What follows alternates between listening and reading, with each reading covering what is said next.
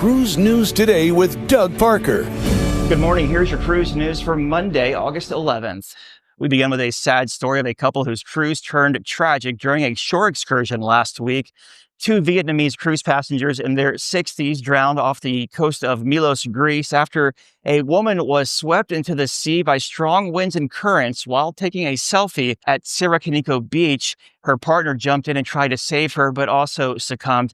Now, they were part of a tour excursion from a cruise ship that was docked in the area. Winds up to 50 miles an hour hindered rescue efforts and also closed the local harbor down so boats could not go out there. Unconfirmed reports online say the guests were on a 60-passenger excursion from the cruise ship Celestial Journey. Celestial has not commented at the time of broadcast.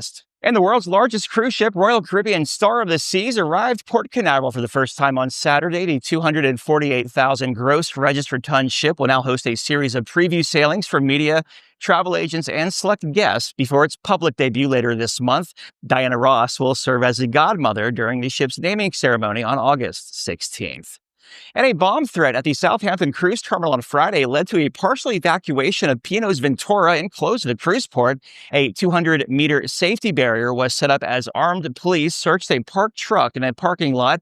Now, a 28-year-old guest embarking the ship told local media that the captain announced that they were, quote, in the bomb zone and that ordered everyone out. A spokesperson for P&O Cruises said, due to an earlier police incident and in the abundance of caution, we made the decision to evacuate Ventura in the passenger terminal. It went on to say the incident has now been resolved and normal embarkation operations have resumed. The ship sailed shortly after and remains on schedule.